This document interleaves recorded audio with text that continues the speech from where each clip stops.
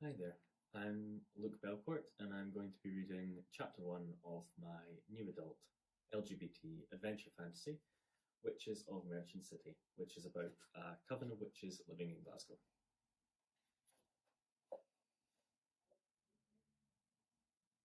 Holly was already dreading going to work tomorrow, with the hangover approaching like a storm front. The night air was crisp and cold and clear, and she was sobering up quickly as she and Arabella staggered down Argyle Street towards home. They didn't normally drink that much. They'd reached the age where they no longer got the bohemian rush of spending an entire night on the top floor of Polo, huddled in a group, breathing plumes of cigarette smoke out into the night sky like some sleeping dragon or a factory chimney. She rattled in her pockets looking for bus fare, knowing her account was probably in the red and she wasn't getting paid until tomorrow. Arabella stopped outside the McDonald's on the crossroads at Union Street, smiling, leaning on a transformer box.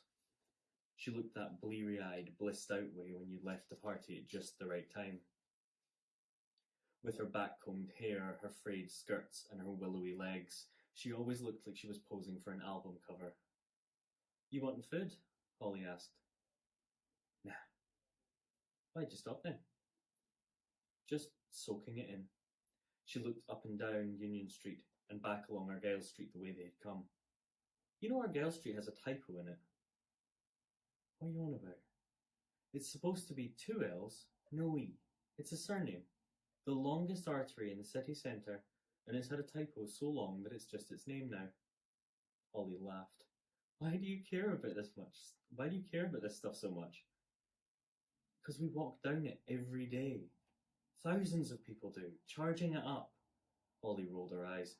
"Could you take a holiday from the ley line shite for 1 day?" Arabella raised a hand in resignation. "Fine." With a Herculean effort, she righted herself and looked the way they were going to walk.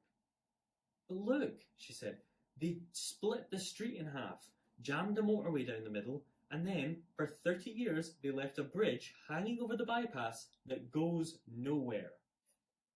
"I blame Thatcher," Holly said. Arabella laughed. "I swear to God," she said, "when the apocalypse finally comes, the portal to hell will open right there, like a fault line in an earthquake." Holly checked the clock on her phone lock screen. "It's running a wee bit late, the apocalypse."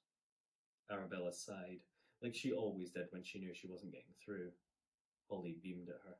It was the foundation that their friendship had always rested on.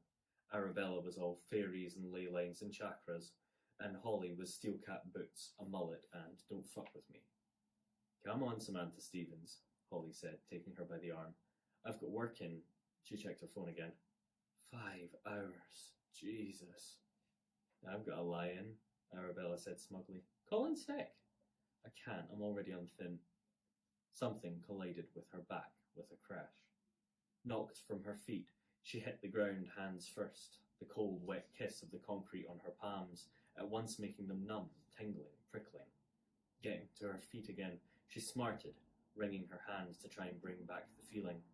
She looked at the back of her legs, the other source of pain. A large tire track of mud ran up her calf. Through the anaesthetic of booze, it only stung lightly. As she turned to see what had happened, the transformer box Arabella had been leaning on now had a huge dent in it and a mangled bike. The cyclist was staggering about, full lycra gear, a skinny guy probably about 10 years older than them. His hair was thinning under the cycling helmet. She could smell the booze off him from here, oaky, expensive whiskey. "You okay?" she said to Arabella first, who was rubbing her lower back. Arabella nodded, wincing, then turned to the cyclist. "You okay, mate?" The cyclist was looking at his warped bike, rubbing a knee which now had blood pouring down it. "You knackered my bike!" "Mate, you drove right into the back of us," Holly said. "You're paying for a new one," he said, tumbling towards them. Holly got right up in his face. "You need to look where you're going." His breath was heaving with the drink. He was drunker than they were, clearly too drunk to be cycling about at any rate. He lunged with a right hook and clocked her in the side of the face. The world spinning, her anger bubbled up and she rushed for him. "Holly, stop. Let's just get out of here," Arabella shouted, trying to hold her back. "No, he's just cracked me," Holly said. She turned to him. "Fuck you!" The guy raised his fist again, but stopped suddenly, hand suspended in mid-air, frozen to the spot. He couldn't move an inch. Arabella let go of Holly with her free hand, and Holly turned. Arabella had her other hand raised, index finger clenched in thumb, as though she was holding an invisible marionette string. "Are you?" "Let's just go," Arabella said. She looked like she was straining to concentrate. "Okay. How are you doing that?" Holly said. But through the boozy haze, she had a weird feeling she already knew. Deja vu was hitting her so hard she was starting to feel queasy, like motion sickness. "I'll explain later. We have to leave before—" Her hand snapped open as though the string was pulled, and he wrestled free. He grappled Holly, and the two of them struggled for a moment before Arabella pulled Holly away again. "Get back here!" he shouted. He grabbed the bike and with a clumsy gesture lifted and lobbed it at them. Holly, who was still between Arabella and the guy, flinched. But the bike stopped in mid-air. Holly blinked, confused. She looked back at Arabella. Holly had never seen her look so furious. The bike clattered to the ground. He stood, stupefied at the display. Then Arabella crossed the distance between them and broke his nose with her forehead. Holly whooped. "Oh my God, where did you learn how to do that?" He was staggering, dazed, maybe concussed. "Well, when a witch does it, we call it the Glasgow curse," Arabella said. She looked shot white, Holly thought, shivering and pale as she clutched at the pendant around her neck, as if grappling with what she had done. He dabbed at his nose, no doubt expecting to see blood, but instead, roots had begun to sprout from his nostrils. Little white tubers to start, but then quickly thickening and multiplying, wriggling green gorse climbing out, moss growing around his nostrils. He groaned, falling backwards, and by the time he hit the ground, a full tree had begun to sprout out of his head. It warped his skull as it forced its way out, the roots pushing through the concrete like fingers into the soil underneath. Holly was speechless.